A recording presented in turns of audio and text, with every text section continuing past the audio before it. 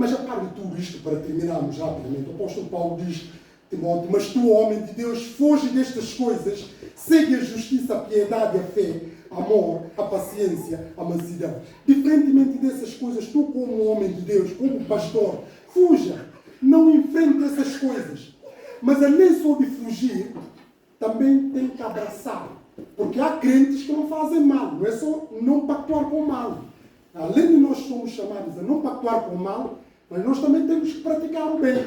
Há pessoas que não fazem o mal, mas não fazem o bem. Isso também não serve do ponto de vista cristão. Porque o apóstolo Paulo diz, foge destas coisas, mas depois diz, segue a justiça, a piedade, a fé, o amor, a paciência, a mansidão. Não vou poder desenvolver cada um desses atributos, mas nós sabemos que esses são grandes valores do Evangelho, que confirma também a nossa salvação. Mas depois no versículo 2, milita a boa milícia da fé, toma posse da vida eterna, para a qual também foste chamado, tendo já feito boa confissão diante de muitas testemunhas. Milita. Para militar nós temos que ter esses valores.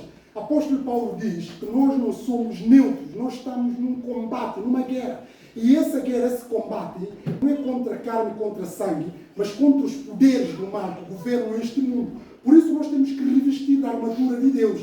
E essas armaduras estão no capítulo 6 de Efésios.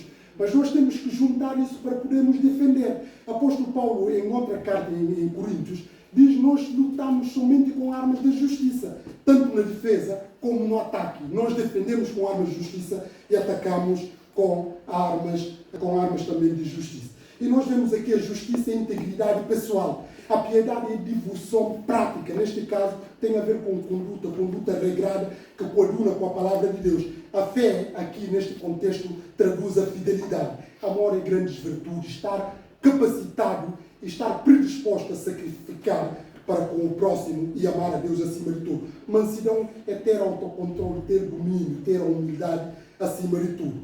Mas nós vemos isso tudo, o apóstolo Paulo vai acabando, e assim também termino esta pregação. Porque o apóstolo Paulo começa logo no início, no versículo 1 que nós não lemos.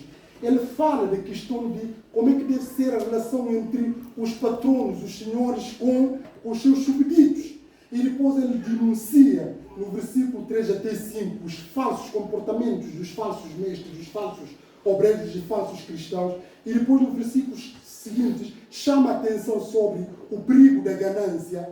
E depois, no final, nós vemos, voltou a falar em relação aos ricos, no capítulo 17, e aqui, no versículo 14, e assim também termino com esta exortação para que Deus nos ajude.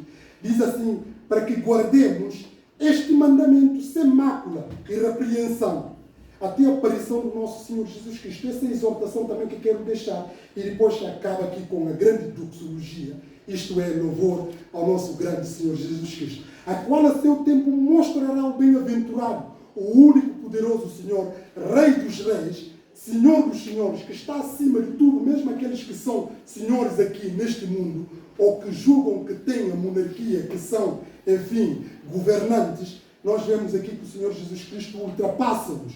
O único poderoso Senhor, Rei dos Reis e Senhor dos Senhores, aquele que tem, ele só, a imortalidade e habita na luz inacessível, a quem nenhum dos homens viu, nem pode ver, a qual seja honra, poder, sempiterno.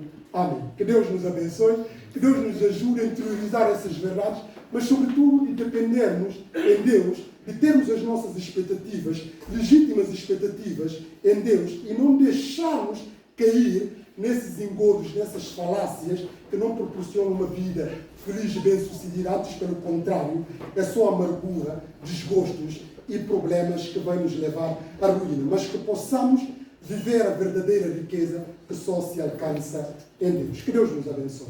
Amém.